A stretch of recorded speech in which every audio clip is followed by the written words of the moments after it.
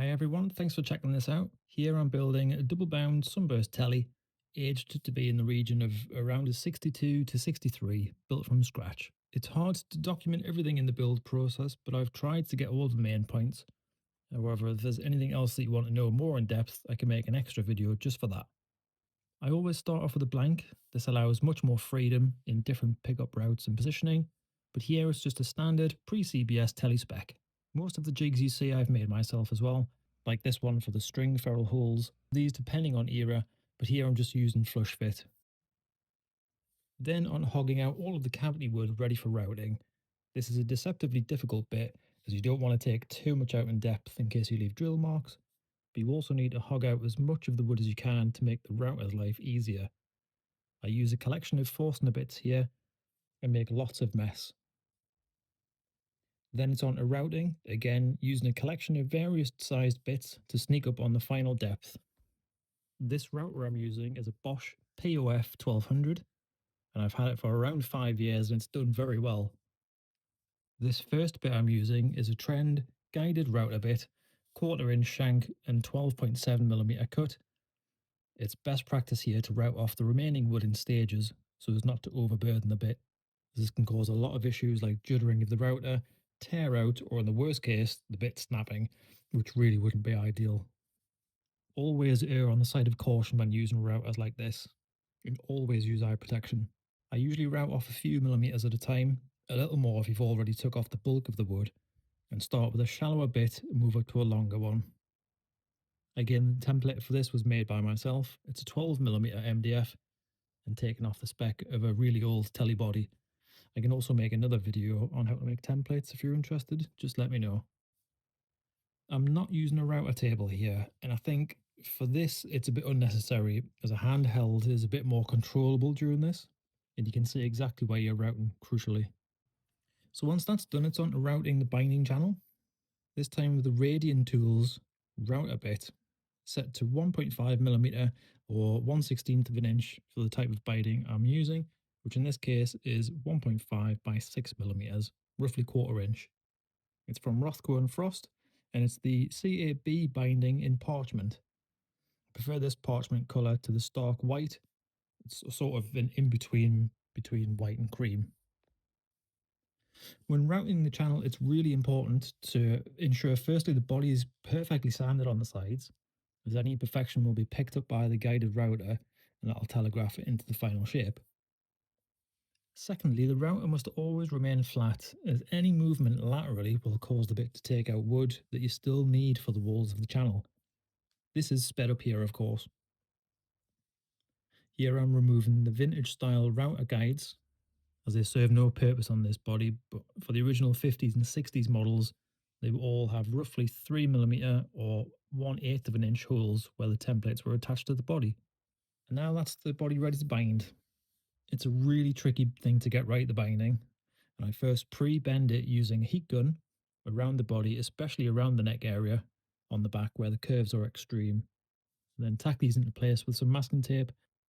Once I'm happy with the final shape, I'm then using binding tape, which is a fibre reinforced tape to hold it in place while the glue dries. And for the glue, it's just UHU Heart. You could use acetone like Gibson does, but it's quite a lot more messy. At this stage, it's really important to make sure there's no gaps in the binding, as you can't easily fill these afterwards, so ensure it's really seated correctly. Although the glue does dry pretty quick, take extra time to do this. You'll thank yourself later. Also have acetone on standby to clean up any glued fingers, as it's really messy. This glue is really unforgiving. It's also worth mentioning the binding for the top of the body doesn't have a join, as this is cut in the neck pocket. However, the back does have a join or a seam line next to the bottom strap button. Just take a little bit of extra time to make sure the two sides join really well. It's hard to completely hide, but it's worth the extra effort. I'll then leave the body for a day to set before removing the tape. While I didn't film the next steps, it's on to scraping the binding flush, and I use a cabinet scraper for this. Binding does take a lot of extra time, skill, and patience, but it's really well worth the effort in the end results. They're my favourite body type by miles. So once that's all flushed up, I'll drill the jack cup out with a 22mm Forstner bit, which is roughly 7/8 of an inch. It's then on to paint. I've skipped a few essential housekeeping stuff here, making sure the body is sanded to either 240 or 320, and then several coats of sealer. Sand in between to scuff back and reduce orange peel, which really pays dividends later.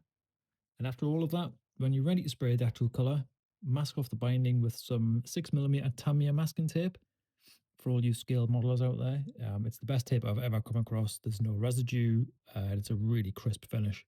For the spraying itself, I don't actually know my compressor settings or spray settings. It's more by feel. Your settings could be the same every time, but if the paint is slightly thicker, you'll get spluttering. So always do a little test before spraying. I've mixed my own dark salem as well. The sunburst isn't actually black around the edges, it's more of a chocolate brown colour. For sunburst specifically, Fender sometimes would spray the red first and then dark salem. But in this instance, I'm just spraying the salem first, then the red, which hilariously didn't record because I'm a YouTube rookie. So I'm using a combination of paints I prefer from both Northwest Guitars and Dartford's lacquer. Again, if anyone wants a more in-depth spraying video, let me know, without an arm blocking the shot next time, preferably. See what I mean about the crisp line though? Top of the binding gets scraped, so ignore that. And there she is. Then, after around a week, I'll scuff this back and spray another few coats of lacquer, fairly thick but avoiding runs because no one wants the runs. I'll ensure I have several good coats of lacquer before final sand, to make sure there's no burn through, especially on a burst, as there's really absolutely no going back if you burn through this. For the final sand, I'll go roughly from 400 upwards, depending on the last coat's appearance, through 600, 800, 1000, and depending again on the final finish, whether it's a newer or older looking finish, I'll go up to about 2000 sometimes, which really polishes it quite nicely. Here I'm using the Eagle Abrasives Super Acelex, which is really good sandpaper, perfect for dry sanding as well. It's not good practice getting water into the bare wood. The sanding stage can be really tedious, so pop some music on or a podcast and just sand away. For anyone who doesn't know, you're sanding the previous scratches away until they're invisible to the eye.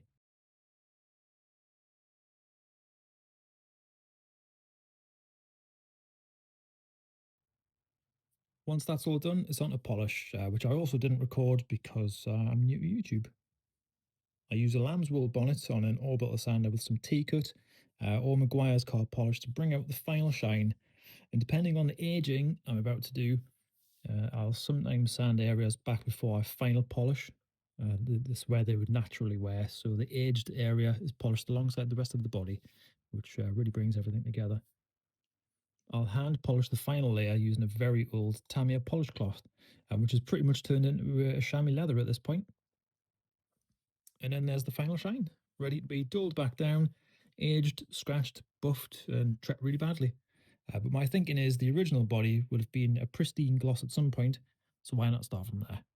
No shade on anyone else's technique, but I do see a lot of finishers leave a degree of orange peel on their bodies, which is sort of artificially simulating age. I get that, but to my eye, I can tell that there's been no final sand, so it's just not my preferred process.